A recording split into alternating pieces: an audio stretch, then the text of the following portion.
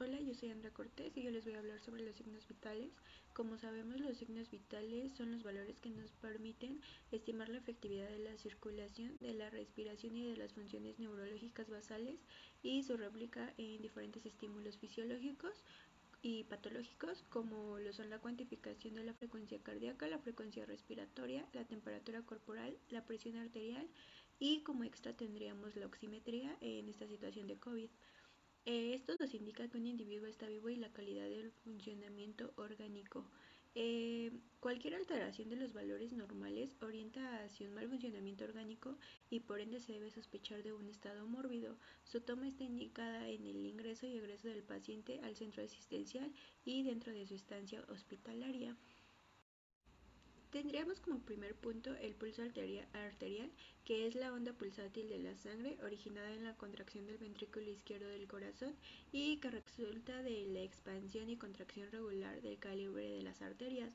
Representa el rendimiento del latido cardíaco y la adaptación de las arterias.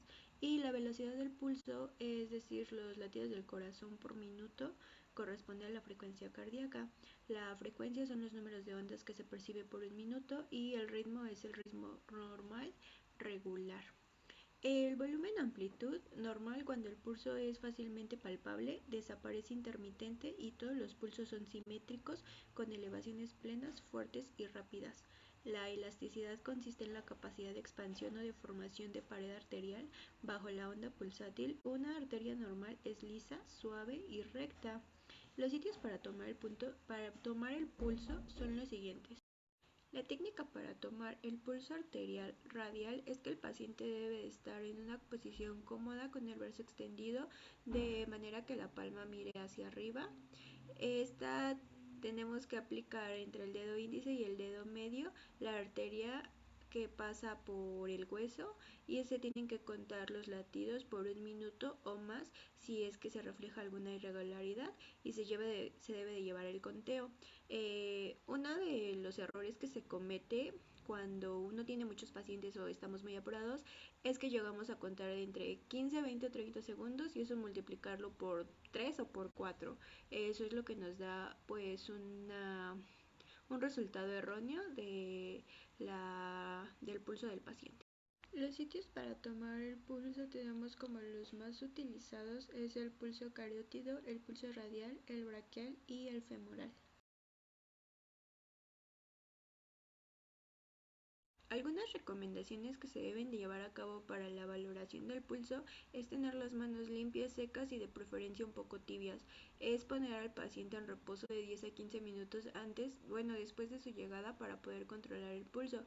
Verificar que el paciente haya recibido medicamentos que no afecten la frecuencia cardíaca en caso de que esté tomando algún medicamento. Tenemos que oprimir suavemente la arteria para no hacer desaparecer totalmente el pulso. El pulso cardíaco apical y los tonos cardíacos se valoran mediante la auscultación con el estetoscopio y la palpación en el infante. Palpar cada pulso de forma individual para evaluar las características y forma simultánea para detectar cambios de sincronización y la amplitud del paciente. La técnica para tomar la frecuencia es colocar al paciente en decúbito supino, colocar el diafragma del estetoscopio en el quinto espacio intercostal, contar los latidos aproximadamente por un minuto. Los valores de frecuencia cardíaca según la edad en el recién nacido es de 140 a 160 latidos, en el año es de 130 a 115, a los 12 años es de 115 a 100, en un adulto es de 80 a 70 y en un adulto de edad adulta, en un adulto mayor, es de 70 a 60 latidos por minuto. Las alteraciones en la frecuencia cardíaca y el pulso puede ser la taquicardia sinusual, que es elevada mayor a los 100 latidos por minuto y que no sobrepasa de los 160, y la bradicardia sinusial, que es de 40 a 60 latidos por minuto. Tenemos lo que se conoce como el pulso amplio, que son grandes presiones diferenciales, que es de insuficiencia aórtica. Tenemos lo que es el pulso duro, que es común en un anciano por estereosclerosis. Tenemos lo que es el pulso débil, que es un tono muy bajo que se puede llevar a cabo por deshidratación, hemorragias severas y que nuestro paciente esté en shock. Tenemos el pulso arrítmico, que son arritmias cardíacas, y lo que es el pulso filiforme y parvus, que es la debilidad extrema y pulso casi imperceptible, que se encuentra en un paciente en estado agónico o con una severa falla de bomba cardíaca. También tenemos lo que es el pulso alternante, que son características cambiantes que suele indicarnos un mal pronóstico, como una miocardiopatía o lesión de la fibra cardíaca. Pasaremos a lo que es la temperatura corporal, que se define como el grado de calor conservado por el equilibrio entre el calor generado y el calor perdido por el organismo. Factores que afectan la termogénesis es la tasa metabólica basal, la actividad muscular, la adrenalina, la estimulación simpática y la producción de tiroxina, entre otras. Conocemos que la temperatura corporal promedio normal en un adulto sano es de 36.8. La técnica para tomar la temperatura es asegurarse que la columna de mercurio de nuestro termómetro marque menos de 35 grados, limpiar con una toronda alcoholada el termómetro para desinfectarlo y el tiempo de colocación depende de la zona en donde se va a colocar. Bien, tenemos que cuando se coloca en vía oral, es decir, en la zona bucal, es de 3 minutos. En la axila o en el ingle previamente secas debemos de colocar el termómetro de 3 a 5 minutos. Cuando el termómetro cuando la temperatura se toma de forma rectal, el paciente va en decúbito lateral con genuflexión en los miembros inferiores, es introducir el termómetro en el recto, obviamente lubricado con anterioridad, y se debe esperar un máximo de 1 minuto. Para todos los casos debemos de retirar el termómetro y tenemos que leerlo, interpretar y actuar ante la evidencia de alteración según el termómetro. Algunas recomendaciones y precauciones que debemos tomar es usar de manera personalizada el termómetro. El bulbo debe de estar completamente en contacto en la zona anatómica elegida y debe de estar seca y con buena irrigación. La toma de temperatura rectal está contraindicada en pacientes con diarrea, en procesos inflamatorios anales o rectales y que no colaboren es decir, que los pacientes tengan problemas mentales. Para la toma de temperatura oral basal se debe de considerar el no haber fumado, comido o bebido líquidos calientes o fríos y esperar 15 minutos si es que estuviera pasado. Evitar esta toma en niños, pacientes inconscientes con disnea, tos, hipo, vómito o con lesiones en la boca. Los valores normales de la temperatura corporal según las edades que corresponde es en el recién nacido de 36.1 a 37.7, en el lactante es de 37.2, en un niño de 2 a 8 años es de 37, de 8 a 15 años es de 36.5 a 37, en el adulto puede variar entre 36.4 a 37.2 y en la vejez tiene que ser menos de 36.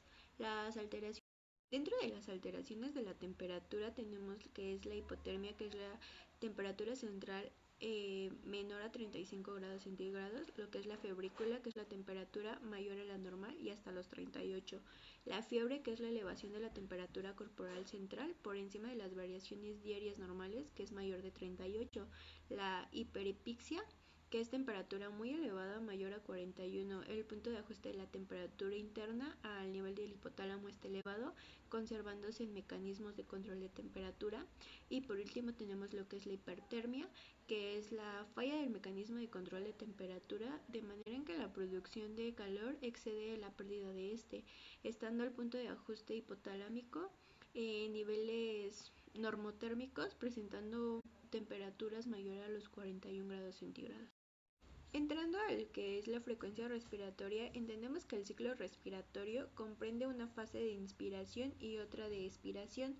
La frecuencia respiratoria es el número de veces que una persona respira por minuto. Cuando se mide la respiración, es importante tener en cuenta también el esfuerzo que realiza la persona al respirar, la profundidad de las respiraciones, el ritmo y la simetría de los movimientos a cada lado del tórax.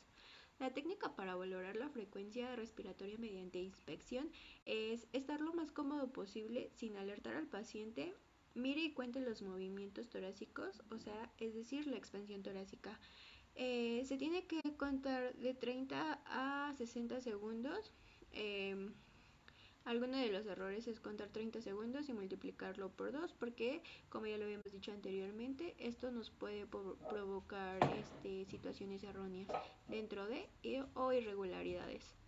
La técnica para valorar la frecuencia respiratoria mediante auscultación es colocar al paciente en sedestación de acuerdo a la proyección anatómica de los pulmones en el tórax, colocar el diafragma del estetoscopio sobre la pared torácica de manera que no quede situado sobre alguna estructura ósea, ejemplo la región intracráneo-vertebral. Cuantificar el número de respiraciones durante un minuto si la respiración es regular. En caso de que la respiración sea irregular, se puede hacer por más de un minuto y se tiene que registrar el dato. Los valores normales de la frecuencia respiratoria en el recién nacido son de 30 a 80, en el lactante menor son de 20 a 40, en el lactante mayor es de 20 a 30, en niños de 2 a 4 años es de 20 a 30, niños de 6 a 8 años es de 20 a 25 y en el adulto puede llegar a ser de 15 a 20. Y por último llegamos a lo que es la presión arterial. Entendemos que esta resulta de la fuerza ejercida por la columna de sangre impulsada por el corazón hacia los vasos sanguíneos. La fuerza de la sangre contra la pared arterial es la presión sanguínea y la resistencia opuesta por las paredes de las mismas es la tensión arterial. Estas dos fuerzas son contrarias equivalentes. La presión sistólica es la presión de la sangre debida a la contracción de los ventrículos y la presión diastólica es la presión que queda cuando los ventrículos se relajan. Las características de la presión arterial es que el corazón expulsa toda la sangre que fluye hacia él sin crear estancamiento sanguíneo excesivo de vasos y esto ocurre dentro de los límites fisiológicos. Cuanto mayor sea la presión de llegada que obliga a pasar la sangre de las venas al corazón, mayor será el volumen de sangre expulsada. La presión arterial se eleva durante la sístole y disminuye durante la diástole. Para los valores normales de la presión arterial tenemos lo siguiente. Como presión sistólica en lactantes es de 60 a 90, en niños de 2 años es de 78 a 112, en niños de 8 años es de 85 a 114, en niños de 12 años es de 95 a 135 y en un adulto puede llegar a ser de 100 a 140, mientras que una presión diastólica en lactantes es de 30 a 62, en niños de 2 años de 48 a 78, niños de 8 años de 52 a 85, niños de 12 años de 58 a 88 y en un adulto de 60 a 90. Clasificación de la hipertensión arterial, tenemos que la óptima es de 120 a 80, la normal es de 120 entre 129 a 80 y 84, la normal alta es 130 a 139 sobre 85-89, la hipertensión grado 1 es de 140 a 159 y la diastólica es de 90 a 99. El grado de hipertensión 2 es de 160 a 179 a 100-109. El grado de hipertensión 3 es mayor a 180 mayor de 110 y la hipertensión sistólica aislada es mayor a 140 y menor de 90. La técnica correcta para poder hacer la toma de presión es la siguiente: es elegir una mesa estable y una silla a la altura apropiada, es sentarse cómodamente y relajada con la espalda bien apoyada y asegurar de que el brazo del paciente está apoyado en una mesa al mismo nivel que su corazón, es mantener los pies en el suelo sin cruzar las piernas. Tenemos que enrollar las mangas de la playera si es que es muy gruesa para exponer el brazo superior. Colocar el brazalete expuesto 2 centímetros aproximadamente, 2 dedos por encima del codo después de haber sentido la arteria que se va a medir, en este caso es la arteria braquial, y posterior a esto colocar el estetoscopio de tal manera que podamos escuchar los latidos del paciente. Esta marca debe ir frente al brazo del lado opuesto del codo cuando coloquemos el brazalete con una marca o posición que indica el sensor en cuando el brazalete se infla no debe de causar ningún tipo de molestia, dolor o signo de trauma para nuestro paciente.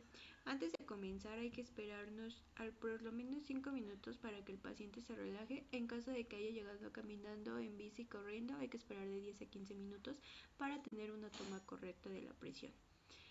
Tenemos que empezar a insuflar la perilla de tal manera Dependiendo de la presión que maneje nuestro paciente, por lo regular se recomienda llegar hasta 180 a 200 dependiendo.